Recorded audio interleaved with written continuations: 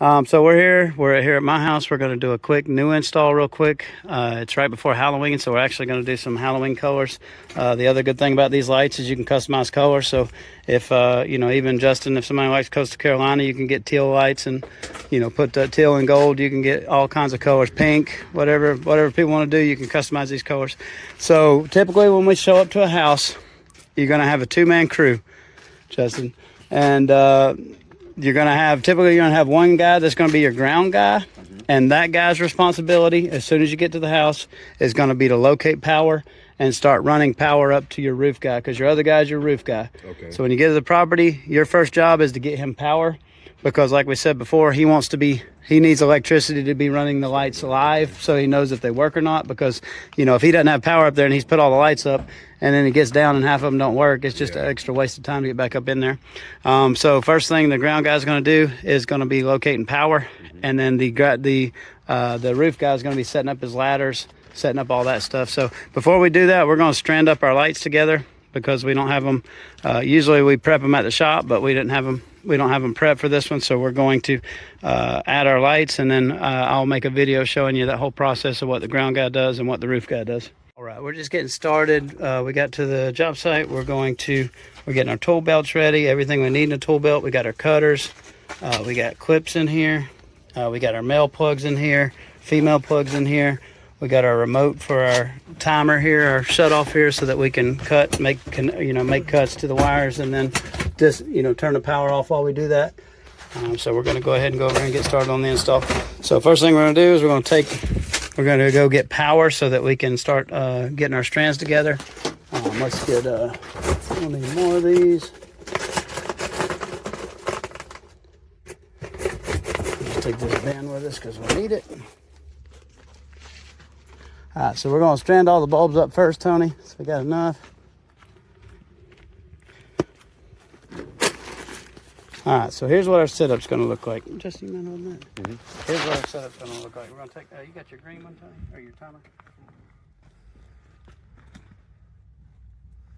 So we're going to take this. This is our GFI. We're going to plug this into the outlet in the house, and we've got two different lines that we can work off of. So for the roof guy, we're going to go ahead and plug, so Tony's going to be the roof guy. We're going to plug this into his, and now he'll be able to shut this off with a remote anytime he needs to. So to go ahead and bulb these up, we want to do it with the lights on always, because we want to make sure each one works. So we're going to add a plug to the end of this, and then we're going to start bulbing up our lights. But I'm going to plug this into the house. We're going to add a plug, and that's the end of that. Thank you, sir.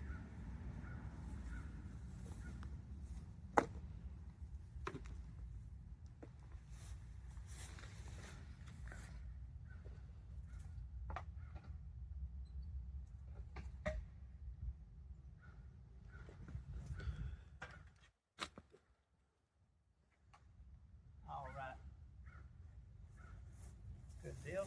All right, so now we'll go ahead and add a plug here. Tony, you mind adding a male? Or did you add one? Not yet. I can add one real quick. We'll add a male. Let me grab the purple lights.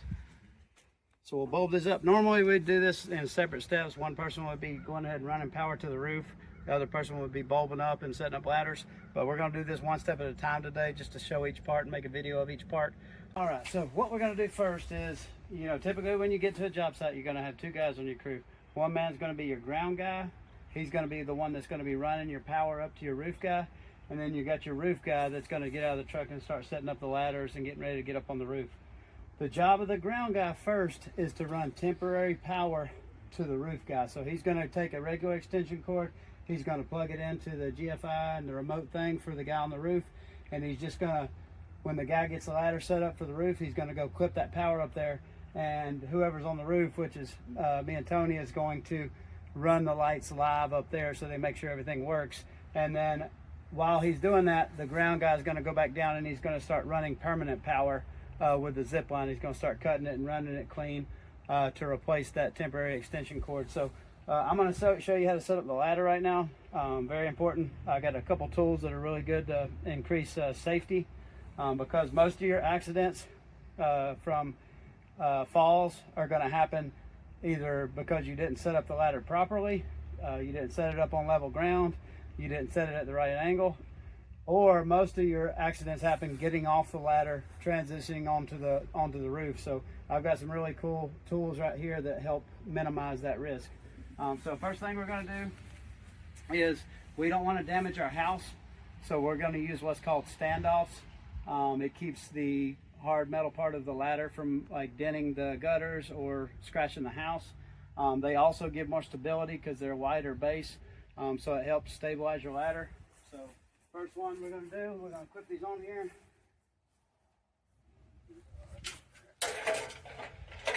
So these just have quick pins on.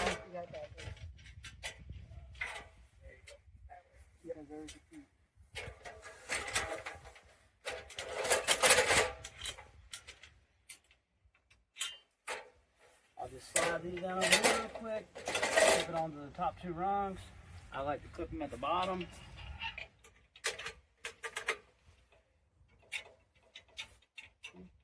I think these are on Amazon. I don't remember how much they were, maybe 120, 150 bucks now. I don't think that this is right. I think you gotta go to the top. Not too much. I think they're too wide at the bottom.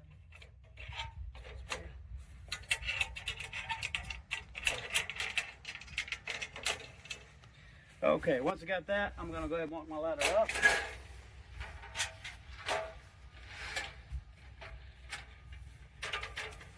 It's a nice 16-foot ladder. Justin, you can come over here closer if you don't mind. So, the ladders at the bottom, they have these feet. You want the feet flat like this if you're on concrete. So this is, you got this rubber bottom on it. That's if you're on like a hard surface like concrete or something like that. If you're on grass, you want to flip this up like this and use these little spikes right here to get it to stick into the ground. So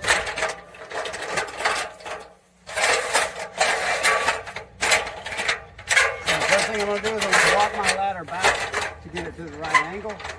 The right angle for a ladder is you want to put your feet at the base of the ladder and you want to reach out and you should be able to comfortably grab the rungs right here. If it's too steep, your arms will be hanging over. This is too steep of an angle. You might pull the ladder back on yourself as you're going up.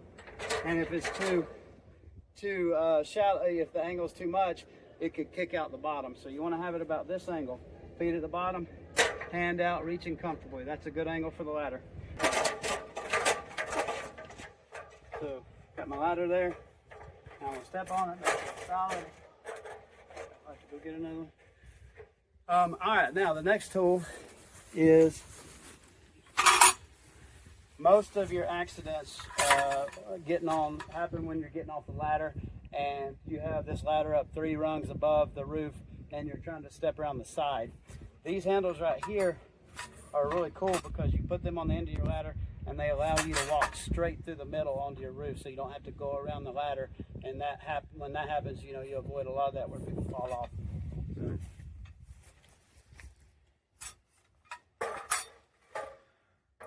So I'll carry these up. Don't put this on before you set your ladder up. It just makes it very heavy. I'll just carry them up after I set my ladder.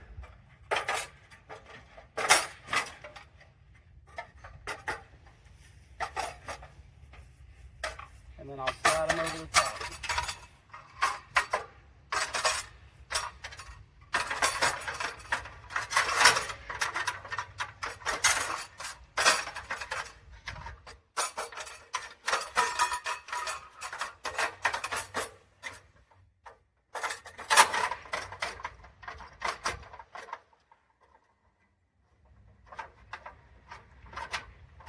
These will click down over the rung on each side.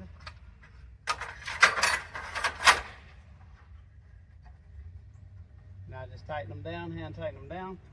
And now when I get onto my roof, instead of having to try to get around the side here, I can just walk straight through the middle up onto my roof. And then same thing back off, like that.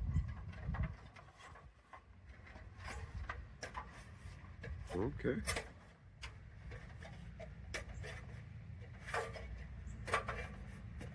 So as that's happening, our temporary guy setting up temporary power, our ground guy.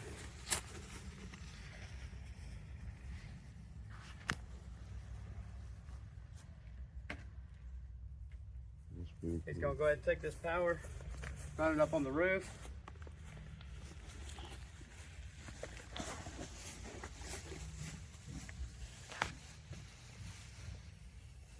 And just clip it in place where the roof guy can get to it. So I'll just carry this up there for him.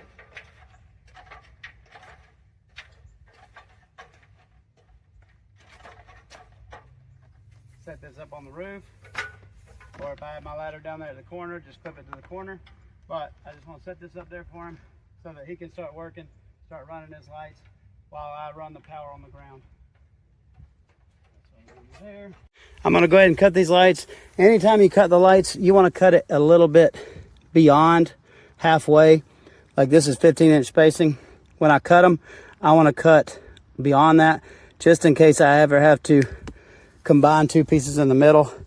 I want to make sure, you know, if I have to add another strand to it, I've still got at least 15-inch spacing. It's not going to be shorter. So I'll just clip that off a little bit longer. I'm not going to add a plug to it yet because we don't know how much we're going to use. So we're going to take this up on the roof now, and we're going to start running our roof lights, and then we'll come back down on the ground and do the job of the second guy, which is running the permanent power. Okay, we're up on our roof. I've got my temporary power ran here. What I'm going to do now is I'm going to take this light strand that we prepared, and I'm just going to lay it out over the roof so that it's easier to install. I'm going to go ahead and just space it across the whole front roof line, and then I'll go back and start clipping it in.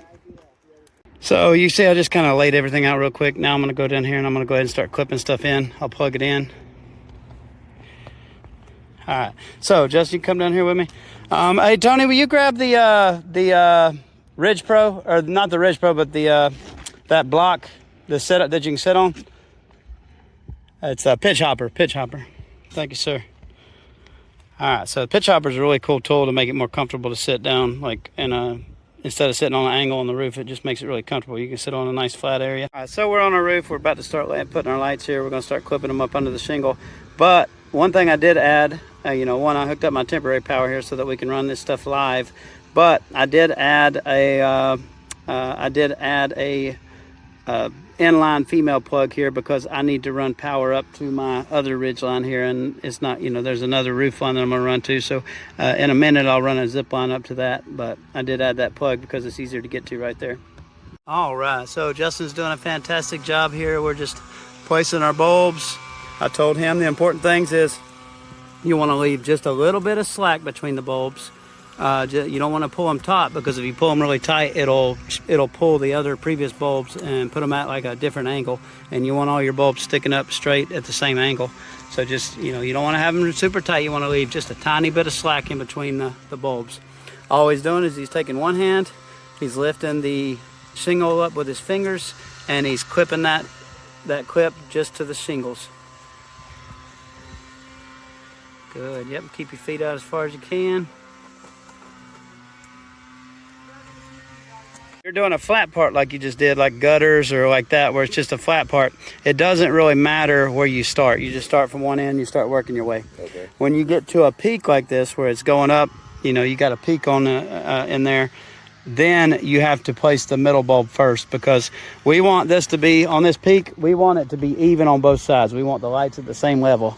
And if we didn't do it that way, we might get up here and this bulb is, maybe 3 inches from the top on this side and 9 or 10 inches on the other side. Okay. It's not going to be even and symmetrical. Okay. So with a peak bulb, what we do is we just kind of pull our slack here.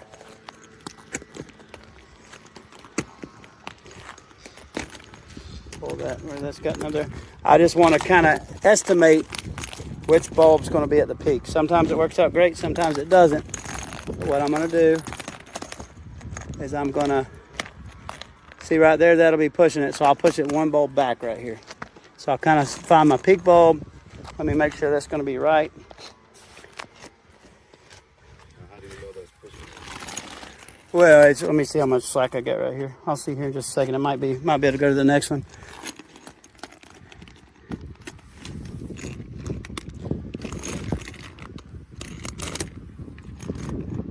So actually good. Yep. So I'll go up to the next bulb then.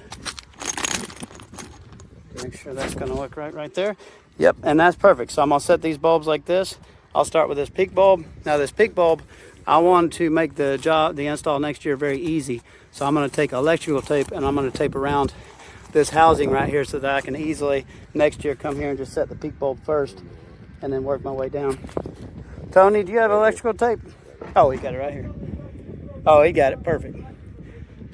Yep, perfect. So you'll just take just a couple loops of it and just loop it around that green part right there. And we'll set that bulb, and then we'll do the same thing. We'll work our way from the top down on each side.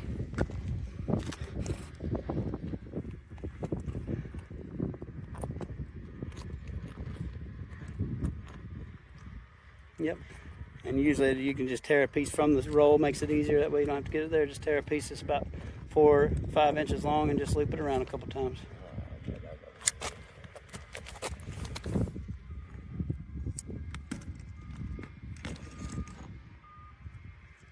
So we got our peak set. You see we got that setting up straight. And then he's just working. So you set your peak bulb. You lay out your slack, make sure you got enough slack to go down both sides, and then you just work your way from the top to the bottom on each side. So when he's placing these bulbs, like I told him, he's snugging them first, because when you drag these things around on the roof or on the ground, they can get unscrewed, and the last thing you want to do is have to come back to a job to tighten a bulb. So, as he's placing the bulbs, snug in place, snug in place. He's snugging the bulb up like that, and he's placing it. We use these all-in-one clips. We've been using them for several years. They do make shingle tabs for this that hold the bulb pointing straight out, just like the gutters. But it's just not worth the extra hassle. It takes a lot longer to install. You can't pre-bulb. So we just use these same clips for the gutters and for the shingles and the peaks, and we've never had a complaint. Okay, so we got the front roof line ran. Got the peak done, everything. We snug and placed all of our bulbs. All the clips are nice and secure. None of them feel loose like they're gonna fall off. You remember that we put an inline female in there, and we cut a custom extension cord with our zip line here up to this second peak right here. And now Justin is running on this second peak, so he's placed his bulb. So Justin, one thing, you want this pointing straight up. So the peak bulb, you want it pointed straight up at the top. Is that metal or is it between the shingles right there? Yep, so I want to try to place it between the shingles. However, I'm going to get it pointed straight up. So when it comes to this, it doesn't matter about the metal or the shingles, just make sure it's straight up? Yep, make sure it's straight up. Yep, okay. Exactly. Yep, just make sure it's straight up and it's good and secure in there. You want that nice and pointed at the top like that. Perfect. And then he's going to work his way down both sides, snugging and placing, snugging and placing. Don't over tighten your bulbs. You don't have to tighten them super tight. You'll break the plastic threads inside the sockets, and it's a pain in the butt to replace the sockets, but just snug them real good. So we did this a step at a time, just for training, but normally the ground guy would have already been doing this, but we've ran all of our lights on the roof. The ground guy ran temporary power in the beginning so that we could run the lights hot up on top and be able to shut it off with our little remote here, with our little remote outlet here that we could just shut off from the ground or from the roof. We were able to make all our cuts with the power off and then turn it right back on to make sure everything works. Now we're gonna run the permanent power. So the ground guy, when you get to the job, Justin, the ground guy, his job is to find the closest working outlet. So this one, luckily, in most new houses, there's power, on the porch. There's usually power outlet by the heating and air unit. Sometimes the back porch. Sometimes we have to run power for like 40, 50 feet. Sometimes it's just really short. But when we do this, we want this to be very professional and clean. We don't want to just take this extension cord like we have and just kind of tuck it away and hang it up on the roof and then you see it everywhere. It just doesn't look good. So what we're going to do is we're going to keep all this plugged in. We're going to leave ourselves enough slack, knowing that we're going to take this stuff with us and leave the timer. But we're going to run this cord nice and neat here. We're going to run it up this J channel. Or actually, we'll run it up this J channel. We're going to tuck it in behind this siding around here. We're going to tuck it around over all the way through here, and then we're just going to go straight over to our peak right there with our cord. Do we have any orange mini lights, or did you find any? I don't know where I am. Probably not. The white ones. We won't run them. We would just leave them out. But if we were going to run mini lights, I'd put when I do our Christmas lights here, I'll put an inline female right here, and I just wrap my column right from here. Zip line from here on the outside over, and then that over across your door from, and then straight down. And then we can just run it to the plug. Yeah, I mean, either way. It doesn't, but there's nowhere to tuck it. That doesn't tuck up in there. But there's no J channel. There is on the inside. But yeah, either way, if there's J channel like that, yeah, perfect. Now that we got temporary power into the roof, I'm going to come back here and run the permanent power while the roof guy's up there working, putting the lights on. So I'm going to go ahead and have my vent power plugs here. Now when I tie this, I want to remember that I'm not going to have this extra 3 feet of length here with this GFI. I want to make sure I have enough slack. So I'm just going to take this and kind of tie it around where the outlet is so that I have plenty of slack. I know where it's going to be. And now I'm just going to start running this down. And I'm going to run it to the closest J channel that I can find, which is right here. So if you're coming around this way, Tony, a little bit.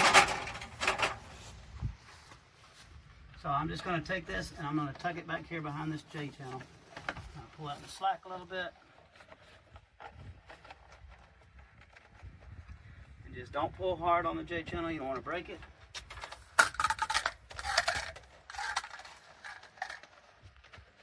Now, what would be wrong with using this side? That's not J channel, I won't tuck in there. Oh, So you see, yep, I would, okay, the closer, but okay. yeah, I you thought can't. that was a tuck piece too. Okay. You can't, yeah, I wish it was. But So yeah, you wanted to make sure that we can tuck you it can in tuck it in there good. around it, yep. Okay. Got to tuck in there because otherwise it'll fall out because this will expand and contract with the temperature. All right. This siding will get, it's really hot today, it's like 75 degrees here, but it'll be 40 or 50 and this So will loosen up and it'll loosen fall up, out. got you. So, you know, some places you got to pull a little bit harder to get in there. But, you see, I'm just tucking it nice and neat. When we go back to pull this out, you got to be careful. Sometimes this will hook around the edge of the siding, and if you yank it out of there, it'll pull the siding out with it. So you just want to gently. So, guys, you know, it's always like this every year. This is the first install that we've done, and we're super unorganized. Like, it takes like a couple weeks to get in the swing of it. So that's perfectly normal if you're like running around like, oh, I need this tool or I need this, because you forget in a year. But so it's kind of chaotic the first little bit, but it gets better.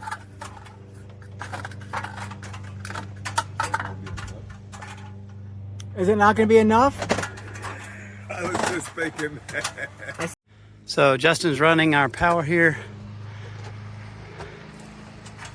So just tucking it nice and neat behind that J channel to hold it. We'll run it there, there, there, and then around to our roof, to our corner here. Just want it nice and neat, nice and professional.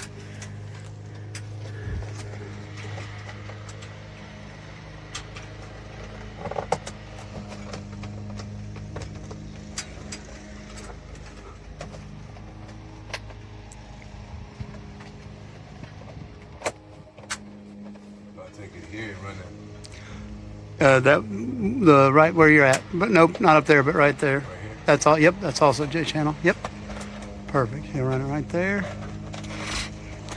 So you can tell, like, we're super clunky with this. Like, this is our first install. It's October.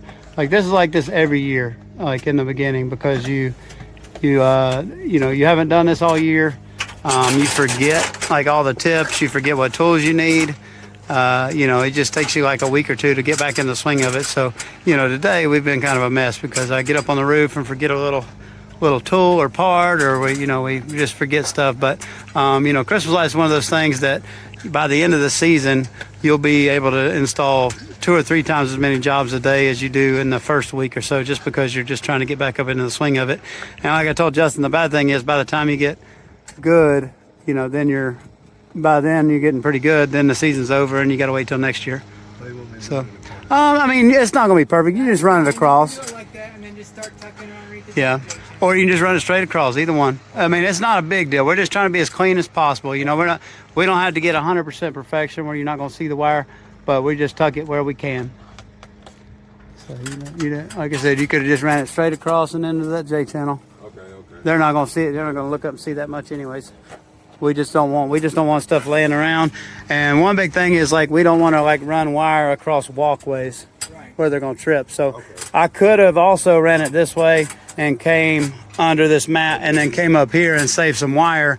But what happens if they move that mat or it gets kicked out and they trip over it and somebody gets hurt. You know, I don't want to be running wire across any walkways if I can help it. So he's just running this down this J channel. Now where are you gonna run it? So now you're gonna, instead of coming out this way, because there's no J channel to tug it, just run it, tuck it above this board. Yep, in that place right there. There you go. Yep, and then just running across that. Yep, perfect. Just like that. So you can see it's a bit tedious, but this probably takes all of 5 to 10 minutes to run the wire out here. Pretty simple.